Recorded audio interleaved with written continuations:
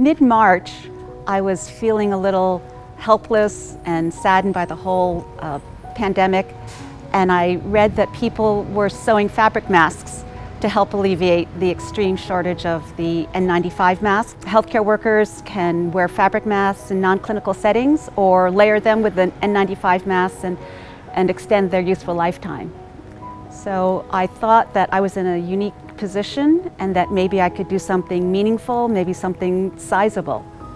So I sent out a single feeler email. I had researched and found the Kaiser mask pattern and plan and a YouTube video and sent it out to my list of 20 plus people who had sewn Mexico curtains over the years, and there was a resounding positive response.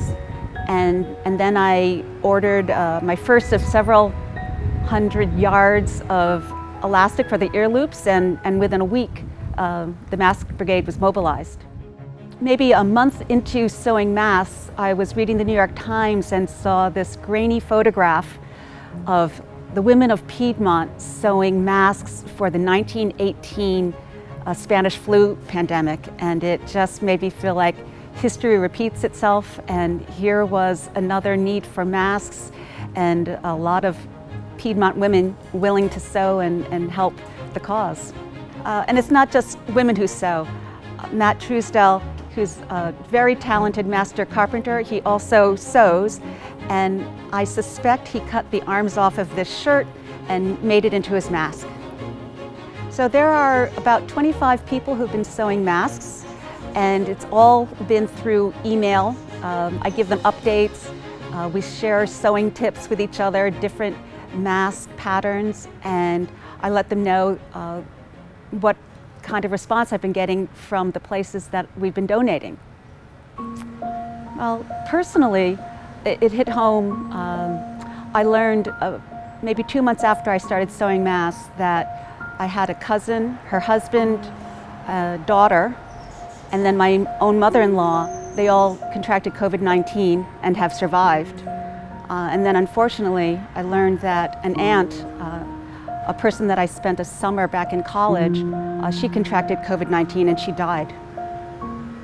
So that's given me even more reason to keep sewing after 3 months. We've donated over 1,700 masks to Kaiser Permanente Oakland, Alta Bates Summit Medical Center, George Mark Children's House Hospice, and the City Team Oakland and San Jose.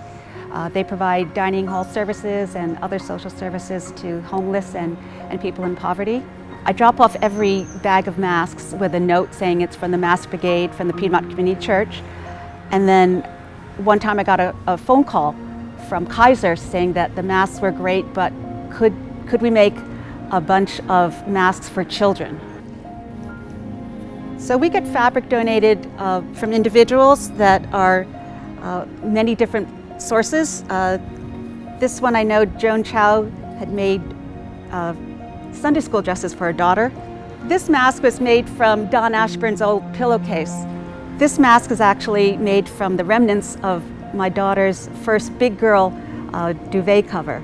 So I think quilters appreciate when you sew, just looking at all the beautiful fabric and the memories that come with it, and that it can have a second life, giving help to another child perhaps.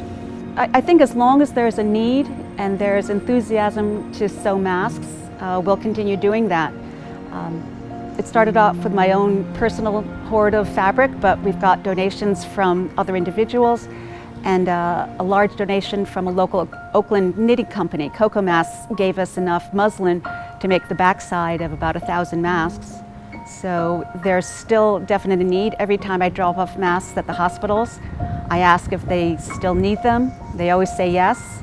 And I think as long as there's a need, we can sew.